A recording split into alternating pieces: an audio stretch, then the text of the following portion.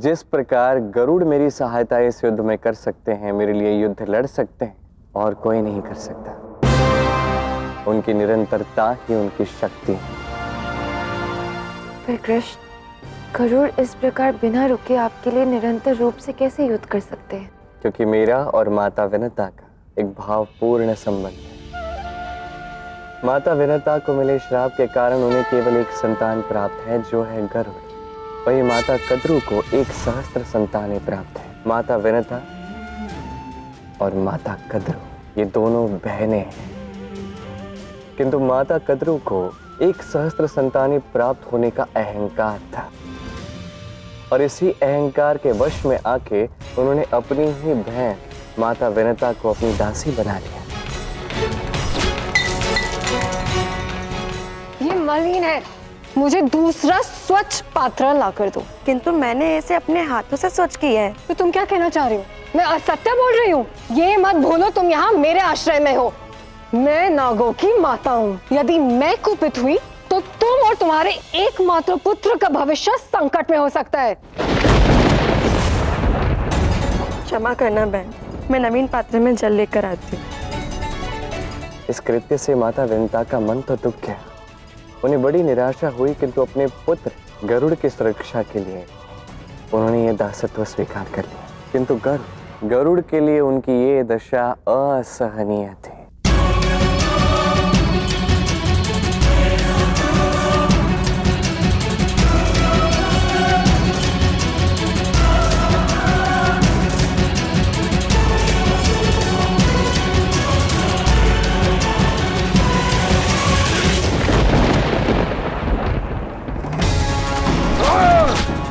ये क्या कर रहे हो पुत्र? तुम्हें घाव लग जाएगा।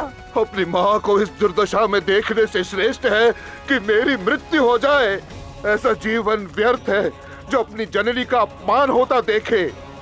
ऐसा मत कहो पुत्र, तुम मेरे एकमात्र पुत्र हो। माते, आप तो अपने पुत्र मुंह में हैं, किंतु आपका ये पुत्र आपके लिए कुछ नहीं कर पा रहा है।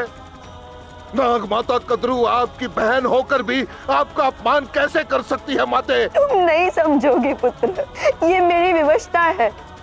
तुम्हारी सुरक्षा के लिए मैंने कद्रु का ये दासत्व स्वीकार किया, जिससे उसके पुत्र तुम्हारी सुरक्षा करे, अन्यथा वो तुम्हें जीवित नहीं रहने देंगे। किंतु मुझे ये अधीनता स्वीकार नहीं है माते। मैं आपको वचन देता हूँ माते कि मैं स्वयं को और आपको इस अधीनता से मुक्त करूंगा। मैं भी गरुड़ माता विनता की भांति से शंकित हूँ। एक अकेला गरुड़ सहस्त्रों नागों का विरोध कैसे कर सकता है? साहस की शक्ति कहते हैं इसे। जिसमें साहस होता है उसकी शक्ति अत्यधिक हो जाती है, प्रचंड हो जाती है। तेरे सामने क्या असुर, क्या नाग, समस्त ब्रह्मांड भी उसके विरुद्ध खड़ा हो जाए, टिक नहीं सकता। ऐसी एक बार समस्त ब्रह्मांड से युद्ध करना था गरुड़ को। तो क्या समस्त ब्रह्मांड गरुड़ के विरुद्ध था? विनता, विनता, कहाँ हो मेरी दासी? क्षमा कीजिए राजमाता, मेरी माँ आपकी दासी नहीं है।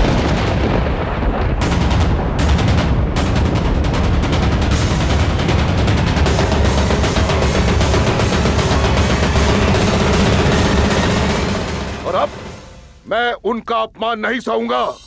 तुम्हारी रक्षा का मूल्य चुका रही है तुम्हारी माता, और ये मत भूलो तुम्हारी माँ की शक्ति मेरे समक्ष कुछ भी नहीं। मैं अपनी माता को इस अधीनता से मुक्त करना चाहता हूँ, और इसका कोई भी मूल्य चुकाने के लिए मैं सज्ज हूँ। मूर्ख! गरुड़, ये मत भूल कि हम 100 भाइयों के समक्ष तू अकेला है। यहां से जीवित नहीं जाएगा तो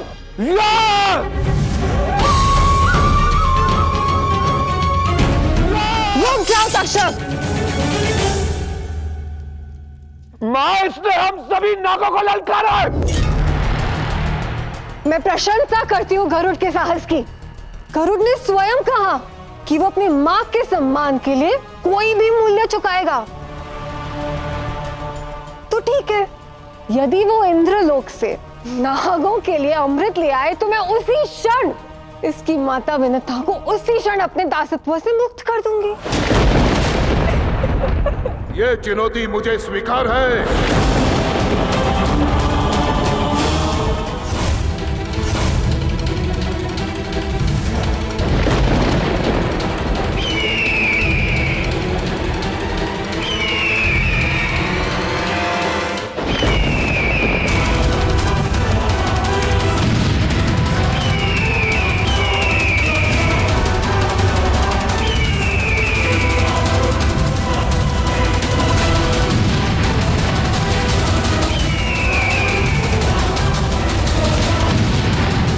गरुड़ जिस तीव्रता से युद्ध कर रहा है, हम सभी देवों को एक साथ मिलकर उसका सामना करना होगा।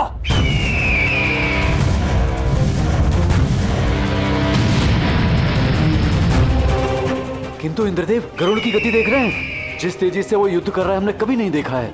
देवता इतने सारे हैं, इन्हें मुझे अलग करना होगा और उसके पश्चात ही अमृत कलश मैं यहां से लेकर जा पाऊंगा।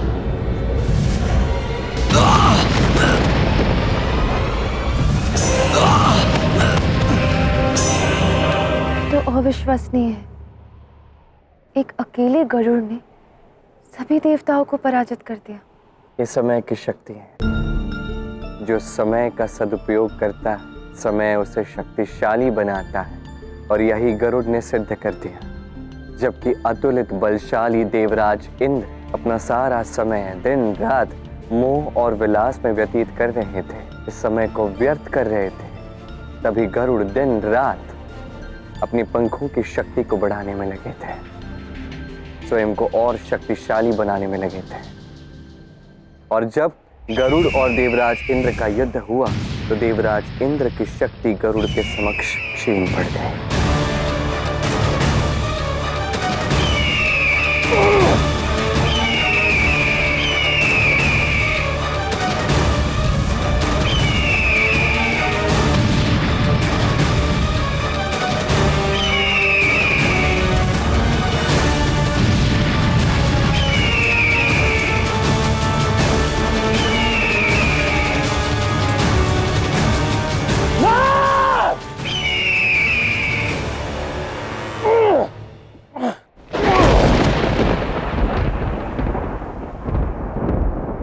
हे नारायण, हमारी रक्षा कीजिए। गरुड़ हम देवताओं की संपत्ति अमृत कलश लेकर चला गया है और वो अमृत कलश नागों को सौंपने वाला है। यदि ऐसा हुआ तो हम देवताओं का अस्तित्व भी मिट जाएगा।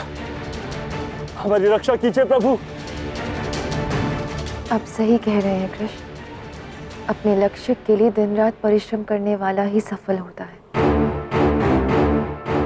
जो समय को पूंजी मानता है, जो समय का सदुपयोग करता है, समय उसे सफलता और सम्मान दोनों देता है।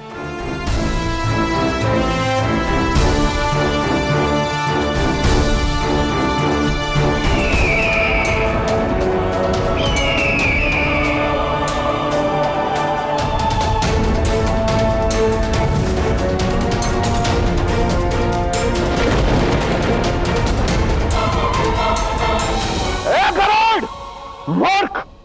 तूने हम नागों के लिए अभद्र शब्द कहने का दुस्साहस कैसे किया? अपने अपमान का घूंट पी जाओ तक्षक।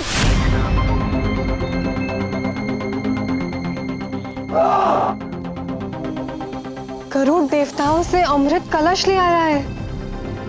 गरुड़ से टकराने में कोई लाभ नहीं है पुत्र।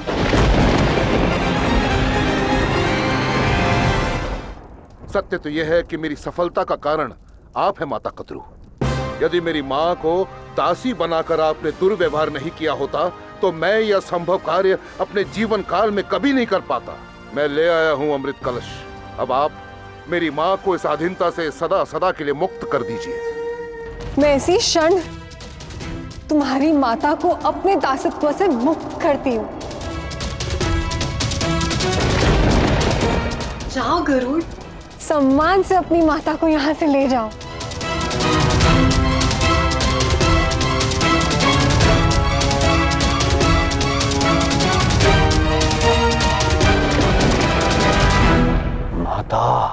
एक अमृत का कलश लाने से आप उस गरुड़ को महान मत समझिए। शांत पुत्र, शांत।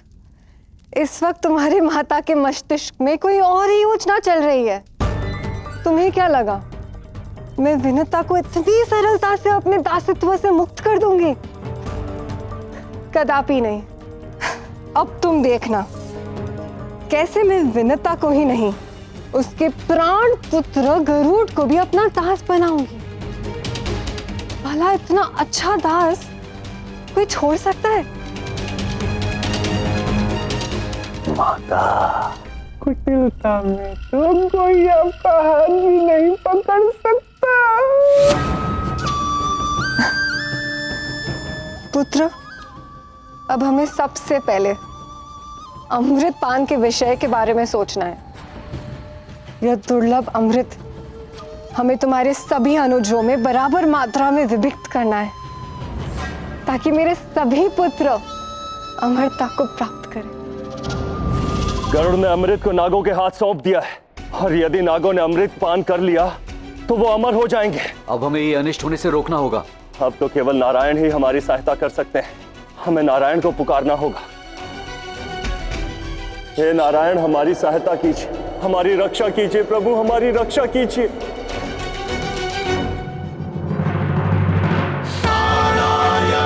नमस्कृत्य नरं चैव नरोत्तमं देवीं सरस्वतीं व्यासं ततो जयमुदीरयेत्।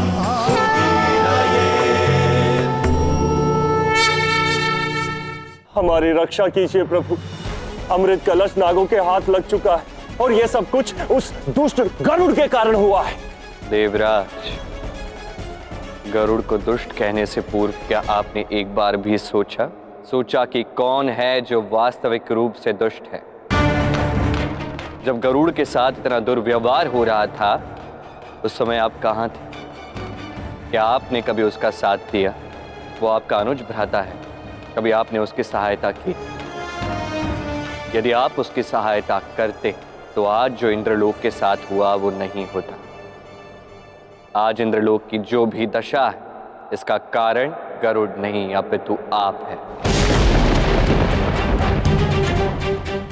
मुझसे भूल हुई है प्रभु, मुझे क्षमा कर दीजिए, और इस भूल के लिए आप जो दंड देना चाहे मुझे स्वीकार्य होगा।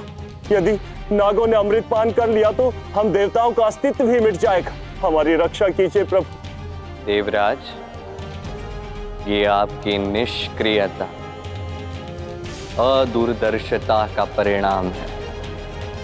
आपको समय पर ध्यान देना चाहिए था, और आप इतने अहंकार में हैं कि अब तक गरुड़ से क्षमा तक नहीं मांगी। कहीं आपको इस बात का दम तो नहीं है कि सृष्टि का संचालन करने के लिए मैं आपकी सहायता करने अवश्य आऊंगा? यदि आपको ऐसा लग रहा है तो ये बात नहीं है। शीघ्र जाके गरुड़ से अपने अपराधों के लिए क्षमा मांगिए, अपनी भूलों के लिए प्रायश्चित कीजिए। यदि आप ऐसा नहीं करते हैं तो मैं आपकी सहायता नहीं कर सकता।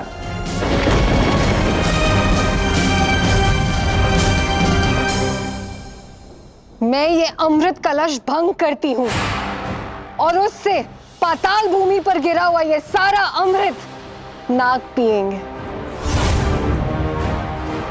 हमें किसी भी प्रकार नागों को अमृत पान करने से रोकना होगा। यह अनर्थ नहीं हो सकता। देवताओं की सहायता नारायण ना करे, ऐसा तो कभी नहीं हुआ। नारायण ने सदैव सहायता की है देवताओं की, किंतु उचित समय